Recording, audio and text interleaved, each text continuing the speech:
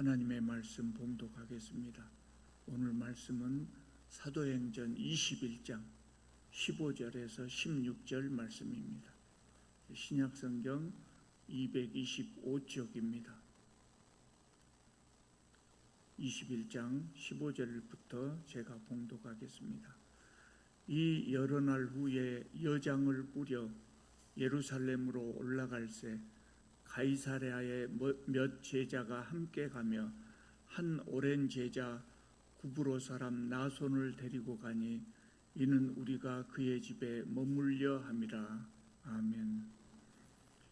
바울이 가이사랴에 있는 전도자 빌립의 집에 있을 때 아가보라고 하는 선지자가 예언을 합니다. 예루살렘에 가면 유대인들이 사도 바울을 묶어서 이방인의 손에 넘겨주리라, 이렇게 예언을 했죠. 그래서 바울의 일행들과 또 가이사랴에 있는 성도들이 모두 다 바울에게 예루살렘에 가지 말라고 권했습니다. 그런데 바울이 뭐라 했습니까? 주 예수의 이름을 위하여 죽음도 각오했다, 이렇게 해서 기어이 가게 되었습니다. 오늘 이야기는 무슨 이야기냐면 이 아가보의 예언이 어떻게 성취되었는가, 이것을 보여줍니다. 그래서 이제 사도 바울은 가이사랴를 떠나서 예루살렘으로 향했습니다. 본문 15절에 여장을 꾸렸다 그랬죠. 여장을 꾸렸다. 원래 의미는 말을 빌렸다 그 말입니다. 가이사랴에서 예루살렘까지 100km가 넘습니다. 100km가 넘습니다. 그러니까 말을 타고 가더라도 이틀이 걸리는 먼 거리죠. 그래서 말을 빌려 타고 간 것으로 보입니다. 17절을 보면요, 사도 바울 일행이 예루살렘에 도착했을 때 예루살렘의 성도들이 반갑게 맞이했다 그랬어요. 성도들이 바울을 반갑게 맞이하는 것이 당연합니까? 당연하지 않습니까? 당연하게 보이죠. 그런데 당연하지 않았어요. 그때는. 왜 그랬어요? 사도 바울은 그 전에 교회를 박해하던 사람이란 말이에요. 그러니까 성도들 사이에, 그때까지만 해도 성도들 사이에 바울에 대해서 안 좋게 보는 사람이 있었어요. 그런데 이 구절에 보면 뭐라고 합니까? 성도들이 반갑게 맞이했다 그래서 이것이 무슨 의미가 있습니까? 이제는 기독교 사회에서 바울에 대한 평판이 많이 좋아졌다는 의미입니다. 그러니까 이제는 사도 바울이 더 이상 교회를 박해하던 사람이 아니고 예수 그리스도의 충성스러운 제자로 인정받게 되었다는 의미지요. 자, 그리고 이제 그 이튿날 바울 일행이 야고보를 찾아갔습니다. 그랬더니 그곳에 예루살렘 교회의 장로들도 함께 다 모여 있었어요. 이때 예수님의 12 제자들은 각지를 돌아다니면서 전도 활동을 하고 교회마다 말씀을 전하고 이렇게 돌아다녔거든요. 그러니까 예루살렘 교회에는 예수님의 동생이었던 야고보가 담아 있었던 겁니다. 그래서 야고보가 예루살렘 교회의 지도자가 되어서 교회를 이끌고 있었어요. 그래서 사도 바울이 야고보와 여러 장로들 앞에서 그때까지 자신이 어떻게 사역을 함께 했는가, 하나님께서 자신의 사역에 어떻게 함께 해주셨던가, 이것에 대해서 자세하게 보고를 했습니다. 3차 전도 여행을 지금 마치고 돌아왔잖아요. 그래서 그 여행 동안에, 선교 여행 동안에 있었던 것을 다 보고를 했습니다. 그랬더니 장로들이 그 보고를 듣고 하나님께 영광을 돌렸다 그랬어요. 영광을 돌릴 수밖에 없겠죠. 이방인들이 사는 지역에도 많은 교회가 세워졌다는 거예요. 그래서 영광을 돌렸고, 또 둘째로는 이제 막 세워진 그 이방 교회들이 예루살렘의 가난한 성도들을 위해서 많은 연보를 보내왔단 말이에요. 돈이 반가운 것이 아니라 그 마음이 얼마나 기특합니까? 그래서 하나님께 영광을 돌린 것이죠. 예루살렘 교회 지도자들이 이전에 사도 바울에게 가난한 자들을 도우라 이렇게 권면한 적이 있었어요. 그런데 그 권면으로 인해서 예루살렘 교회가 도움을 받을 줄은 그 사람들도 몰랐을 것입니다. 어쨌든 이 일로 인해서 유대인 교회와 이방인 교회가 서로 화합하게 하는데 큰 기여를 한 겁니다. 그런데 장로들이 하나님께 영광을 돌린 가장 큰 이유가 뭐냐? 가장 큰 이유가 그동안 예루살렘에 사도 바울에 대해서 아주 좋지 않은 소문이 있었어요. 근데 그 소문이 사실이 아니었구나, 이것을 알았기 때문에 하나님께 특히 영광을 돌린 것으로 보입니다. 장로들이 사도 바울의 보고를 듣고 바울에게 좋지 못한 소문에 대해서 말했어요. 20절 하반절부터 보면, 형제여, 그대도 보는 바에 유대인 중에 믿는 자가 수만 명이 있으니 다 율법의 열성을 가진 자라. 내가 이방에 있는 모든 유대인을 가르치되 모세를 배반하고 아들들에게 할례를 행하지 말고 또 관습을 지키지 말라 한다 함을 그들이 들었도다. 소문이 이것입니다. 유대인 중에 기독교인이 된 사람이 얼마라고요? 수만 명이 됐다는 거예요. 많은 사람이 예수님을 믿게 된 겁니다. 근데 이 사람들은 유대인이거든요. 유대인 중에 기독교인이 된 사람들이거든요. 이 사람들은 율법을 열심히 지키는 사람이었어요. 그런데 이들이 바울이 이방인에게 선교하는 것을 별로 안 좋아했다고요. 유대인 기독교인들은 기독교인임에도 불구하고 바울이 이방 사람들에게 복음을 전하는 것을 별로 좋아하지 않았다는 거예요. 왜 그랬냐면요, 이때가 주 56년에서 57년 정도 된 때거든요. 이때 유대 지역의 정세를 유대인 역사가인 요세푸스라는 사람이 기록하고 있는데, 뭐라고 기록하냐면 정치적으로 매우 불안정하고 유대인들의 민족의식이 가장 강했던 시기다, 이렇게 기록되어 있어요. 유대인들이 민족의식이 강했다 그러면 뭔 일이 일어나겠습니까? 유대인들이 지금 왕이 있습니까? 없습니까? 없습니다. 로마의 식민지에 있습니다. 근데 유대인들의 민족의식이 가장 강했다 그러면 뭔 일이 일어나겠습니까? 독립운동이 일어날 것 아닙니까? 독립운동. 그래서 유대인들의 봉기가 여러 번 있었고, 봉기가 일어날 때마다 로마 총독과 로마 군인들에 의해서 무자비하게 진압이 됐단 말이에요. 그래서 유대인들은 이방인을 더욱 증오하게 된 겁니다. 그거하고 이방인하고 뭔 상관이 있습니까? 상관이 있습니다. 유대인들은 이방인을 생각할 때 어떤 사람을 생각했냐면 모두 다 로마 사람이라고 생각한 거예요. 그 시대에 그 팔레스타인 지역과 유럽 지역에 거의 대부분이 로마가 점령을 했잖아요. 그러니까 사실은 그 이방인들 중에도 유대인들처럼 로마에 압제받는 사람들이 있었는데, 유대인들이 생각할 때는 다 똑같은 놈들 이렇게 생각한 겁니다. 다 로마 사람으로 생각한 겁니다.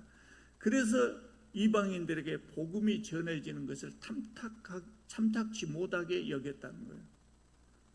이런 분위기 때문에 유대인들은 바울로 인해서 많은 이방인들이 회심하고 기독교인이 되었다, 이것을 별로 좋아하지 않았어요.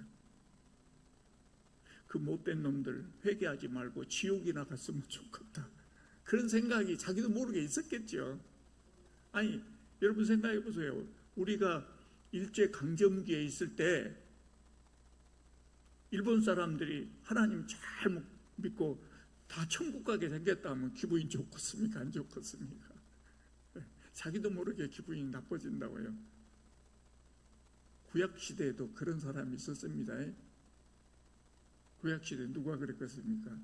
요나가 그랬습니다. 요나가 니느웨에 가서 복음을 전하라고 하니까 싫어했어요. 왜 싫어했냐? 니느웨는 원수의 나라였거든요. 그래서 요나가 복음 전하지 않고 딴 데로 도망가려고 그랬어요. 그게 요나가 충성스럽지 못한 사람이어서 그런 것이 아니라 이 민족의식 때문에 그랬던 거예요. 그런 상황에서 예루살렘에 바울에 대한 잘못된 소문이 돈 겁니다. 그 잘못된 소문이 뭡니까? 아까 21절 봤죠? 바울이 이방에 있는 모든 유대인들에게 뭐라고 가르치냐? 모세를 배반해라. 아들들에게는 할례를 행하지 마라. 장로들의 전승을 지킬 필요가 없다. 이렇게 말했다는 거예요. 이런 소문이 돌았다는 거예요. 그리고 예루살렘에 있는 유대인들이 그 소문을 믿고 있었어요. 또 그 소문을 믿었어요. 예루살렘 총회에서 사도행전 15장에 나왔죠. 그 전에 무슨 이야기가 있습니까? 이방인 신자들에게 할례를 면제하도록 결정한 바 있어요. 그래서 그 결정에 따라서 바울은 이방인 성도들에게 할례를 받지 않도록 했거든요. 이방인 성도들에게 할례를 받지 않아도 된다 그랬어요. 그러나 유대인에게도 할례를 받지 말라고 가르친 것은 아니에요. 그건 잘못된 소문이에요. 오히려 바울은 디모데에게 할례를 받으라 그랬거든요. 디모데가 유대인입니까? 아닙니까? 디모데는요 반쪽만 유대인이에요. 아버지는 헬라인이고 어머니만 유대인이에요. 근데 바울이 디모데에게 네가 아버지가 헬라인이라도 어머니는 유대인이니까 할례를 받는 것이 좋겠다. 그래서 할례 받았거든요. 오히려 할례를 받도록 했다고요. 그것이 16장에 나온 이야기입니다. 뿐만 아니라 바울 자신도 나실인 서약을 했다고 그랬잖아요. 그래서 우리가 앞에서 봤어요. 겐그레아에서 머리를 깎았다고요. 그 서약 때문에. 그러니까 바울이 유대인들에게 율법을 지키지 말라고 가르친 적이 없습니다. 그런데 나쁜 소문이 그렇게 퍼진 겁니다. 예루살렘 교회의 장로들은 물론 그 소문을 믿지 않았지요. 그래서 바울에게 네가 그런 오해를 불식시키기 위해서 이렇게 했으면 좋겠다. 좋은 제안을 합니다. 22절 한번 보겠습니다. 22절. 그러면 어찌할꼬 그들이 필연 그대가 온 것을 들으리니, 지금 바울에게 하는 말입니다. 우리가 말하는 이대로 하라. 서운한 네 사람이 우리에게 있으니 그들을 데리고 함께 결례를 행하고 그들을 위하여 비용을 내라. 비용을 내어 머리를 깎게 하라. 그러면 모든 사람이 그대에 대하여 들은 것이 사실이 아니고 그대도 율법을 지켜 행하는 줄로 알 것이라. 이렇게 이야기를 했어요. 그러니까 그 내용이 뭐냐면 사도 바울이 여전히 율법을 존중하고 잘 지키고 있다고 하는 것을 사람들에게 보여주란 말이에요. 보여주는 방법으로 지금 여기에 서약을 한 사람이 있어요. 하나님께 서원한 사람이 있으니까 그 소원을 이루도록, 그 소원을 이루게 하는 행사, 결례죠. 결례를 행하고 그들을 위하여 비용을 대주라는 거예요. 결례를, 이 나실인 소원을 하면은요 마지막 날 머리를 깎아야 되는데 이 사람들이 가난했던 모양이에요.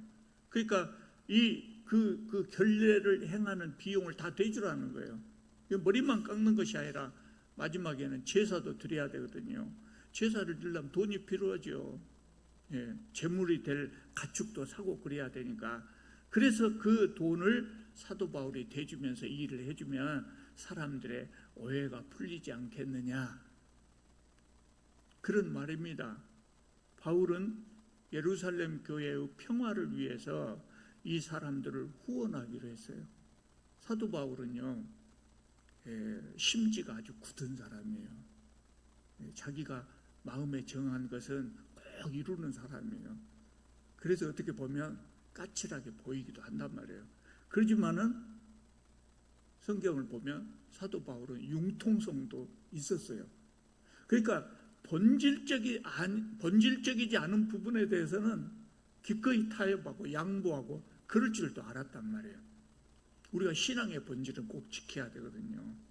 근데 그것 아닌 것은 다른 사람한테 양보해도 되잖아요. 끝까지 자기 주장만 할 것이 아니라 중요하지 않은 것을 양보해도 되지요. 사도 바울은 그런 사람이었다. 고린도전서 9장 20절에 그런 내용이 나와요. 유대인들에게 내가 유대인과 같이 된 것은 유대인들을 얻고자 하며 율법 아래 있는 자들에게 내가 율법 아래 있지 아니하나 율법 아래 있는 자 같이 된 것은 율법 아래 있는 자들을 얻고자 하며, 이렇게 말했어요. 쑥 잊고 넘어가니까 머릿속에 뭔 말이 안 남죠. 막 비슷한 말이 막 나오니까 이런 이야기입니다. 사도 바울은 우리가 구원을 얻는 것이 율법을 지킴으로 구원을 얻는 것은 아니다 하는 것을 너무나 잘 알잖아요. 너무나 잘 알고 있었어요. 그럼에도 불구하고 율법을 잘 지켰다고 말입니다. 왜 그랬냐? 유대인들이 율법을 존중하고 귀하게 여기기 때문에 그런 유대인들에게 복음을 전하는데 걸림돌이 되면 안 되기 때문에 내가 앞장서서 모범적으로 율법을 잘 지켰다, 그런 이야기입니다. 그래서 이제 바울은 장로들의 공고대로 성전에 들어가서 그 사람들과 함께 이 예식을 행했습니다. 자, 그런데 이제 여기 사건이 발생합니다. 예식을 행하는 기간이 7일이라고 했어요. 근데 그 7일이 다 됐을 때 아시아로부터, 성경에 보면 그렇게 돼 있어요. 아시아로부터 온 유대인들이, 아시아로부터 유대인들이 왔대요. 여기 예루살렘 지역은 아시아예요, 아니에요? 아니요. 지금은 아시아죠. 지금은 여기까지 아시아죠. 근데 그때는 아시아가 어디냐면 지금의 튀르키예만 아시아라고 그랬어요. 원래는 거기만 아시아, 서양 사람들이 이름을 붙일 때 거기를 아시아라고 불렀는데 지금 이제 그것이 쭉 퍼져갖고 여기까지 아시아가 된 거예요. 그러니까 지금의 튀르키예 지역에서 온 유대인들이 성전에서 바울을 발견했다고요. 바울을 발견하고 바울을 꽉 붙잡고 사람들에게 소리를 칩니다. 28절입니다. 뭐라고 소리를 지르냐면 이스라엘 사람들아 도우라. 이 사람은 각처에서 우리 백성과 율법과 이곳을 비방하여, 이곳은 성전입니다. 성전을 비방하여 모든 사람을 가르치는 그자인데 또 헬라인을 데리고 성전에 들어가서 이 거룩한 곳을 더럽혔다. 이렇게 고발을 했습니다. 많은 사람들에게. 다 모함이거든요. 바울은 이스라엘과 율법과 성전을 비방한 적이 없어요. 왜냐하면 바울은 오히려 이 모든 것을 다 귀하게 여긴 사람이라고요. 또 헬라인을 데리고 성전에 들어간 적이 없습니다. 여러분, 헬라인을 데리고 성전에 들어가면 어떻게 됩니까? 이스라엘 사람들은요, 이방인이 자기들의 성전에 들어가는 것 자체를 성전 모독 행위로 봤어요. 성전을 모독하는 행위로 봤어요. 그래서 성전 안뜰에 가면 큰 표지판이 하나 붙어 있는데 이 표지판에 뭐라고 써 있냐면 이방인들이 이 성전에 들어가면 죽는다, 이렇게 표지판에 세워놨어요. 그러니까 바울이 만약에 이전에 헬라인을 성전에 데리고 갔다면 어떻게 되었을까요? 죽었을 거예요. 이미 잡혀서 죽었을 거라고. 29절에 보면 성경은 이 사건에 대해서 이렇게 설명을 합니다. 전에 에베소 사람 드로비모가 바울과 함께 시내에 있었는데 그것을 보고 이 사람들이 바울이 드로비모를 성전 안에 데리고 들어간 것으로 잘못 생각했다, 이렇게 지금 29절은 설명하고 있죠. 어쨌든 이제 그 유대인들이 바울을 붙잡고 그렇게 소리를 치니까 옆에 있던 사람들이 전부 달려들어서 바울을 잡아가지고 성전 밖으로 끌고 나갔습니다. 성전을 비방하고 율법을 비방한다는 것은 신성 모독이라고 생각하거든요. 그러니까 이제 붙들어서 바울을 끄집어 성전 밖으로 끌고 나갔어요. 그리고 31절을 보면 그들이 그를 죽이려 할 때, 이런 구절이 있는 것으로 보면 아마 그 사람들이 바울을 성전 밖으로 끌고 가서 돌로 치려고 했던 것 같습니다. 32절에 보면 이제 이렇게 성 안에 소동이 있다 하는 소식을 듣고 천부장이 군인들과 백부장들을 거느리고 출동했다 그랬습니다. 천부장은 예루살렘의 주둔에 있는 로마 군인들 중에 가장 높은 사람입니다. 근데 여기 뭐라고 되어 있냐면 군인들과 백부장들을 거느리고 출동했다고 그랬어요. 백부장을 거느리고가 아니라 백부장들을 이렇게 복수로 되어 있지 않습니까? 그 백부장이 몇 명이 왔단 말이에요? 적어도 2명 이상이에요. 2명이 왔다. 2명 이상이 왔단 말이에요. 백부장은 몇 명을 거느린 사람입니까? 100명의 부하를 거느린 사람이에요. 그런 백부장들이 여러 명이 왔다고 됐으니까 군인들이 이때 출동된 군인들이 수백 명이 왔다는 거예요. 수백 명이 왔다는 의미가 뭐겠습니까? 이 소동이 보통 소동이 아니라 아마 폭동의 수준까지 이르렀던 것 같아요. 그 시대에 이스라엘 사람들이 독립운동을 하기 위해서 봉기가 여러 번 일어났다겠죠. 그러니까 군인들이 그런 것으로 생각하고 출동을 한 겁니다. 수백 명이 출동한 겁니다. 군인들이 출동하니까 사람들이 바울을 치는 것을 멈췄어요. 천부장이 만약에 늦게 왔다면 바울이 어떻게 됐겠습니까? 죽고 말았을 거예요. 그런데 이 군인들이 주둔에 있는 그 병사가 어디가 있냐면 성전 북쪽에 성전하고 다마나 사이에 있어요. 그러니까 금방 출동한 겁니다. 그래서 바울이 살아난 거예요. 로마 군인들 덕분에. 두로에서 두로우 성도들이 예루살렘에 가지 말라고, 가이사랴에서는 아가보 선지자가 가지 말라고 했고, 또 바울의 일행들도 걱정이 돼서 가지 마라 그랬어요. 그런데 이 험한 일을 당했단 말이에요. 험한 일을 당했는데 그럼에도 불구하고 바울은 아무 문제가 없었어요.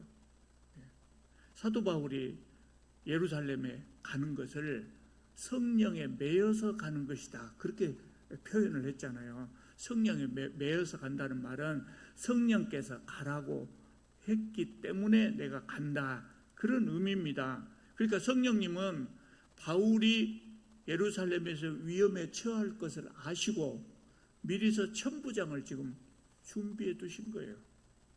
그래서 군인들이 출동해서 사도 바울을 붙잡았다고 했는데 그것으로 인해서 오히려 사도 바울은 목숨을 안전하게 된 겁니다. 천부장은 바울을 결박하고 유대인들에게 묻습니다. 저 사람을 왜 너희들이 붙잡고 있느냐? 저 사람이 누구고 저 사람이 무슨 못된 짓을 했느냐? 그러니까 사람들이 대답하는데 성경이 뭐라고 기록했냐면 이 사람은 이 말하고 저 사람은 저 말했다는 거예요. 이 사람은 이 말하고 저 사람은 저 말하고 하는 말이 다 달랐다는 이야기예요. 그러니까 그 군중들은 바울이 무슨 죄를 지었는지 확실히 알지도 못하고 바울을 지금 죽이려고 했던 겁니다. 이런 상황에서 바울이 로마 병사들에게 붙들려 가는 것이 오히려 행운이었다. 그래서 목숨을 보존한 거예요. 바울은 고난을 무릅쓰고 예루살렘에 왔습니다. 예상대로 예루살렘에서 유대인들의 폭행을 당했고 위기의 순간에 로마의 병사들이 구해줬습니다. 그러면 성령께서 왜 바울을 로마 군인들에게 체포되게 하셨을까요? 여기에 기가 막힌 하나님의 섭리가 들어있단 말이에요.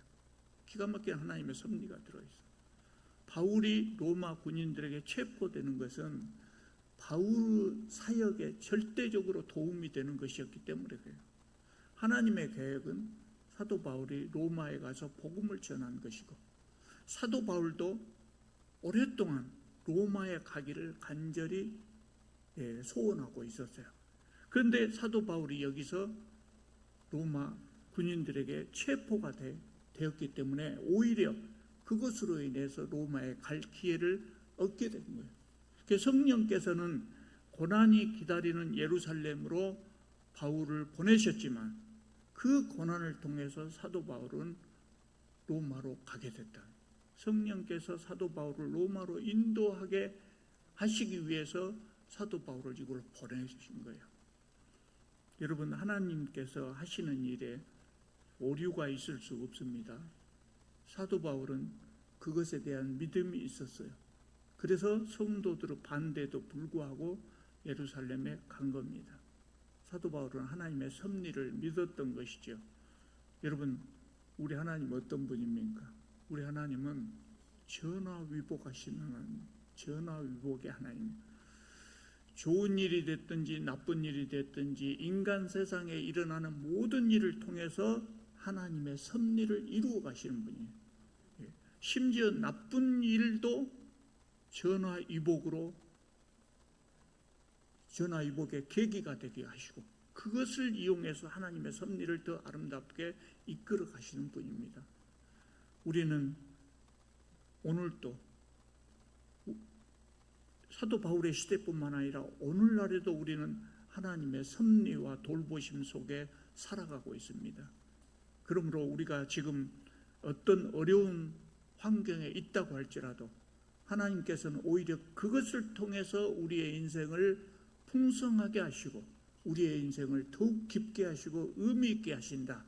이것을 꼭 믿으시기 바랍니다. 기도드리겠습니다.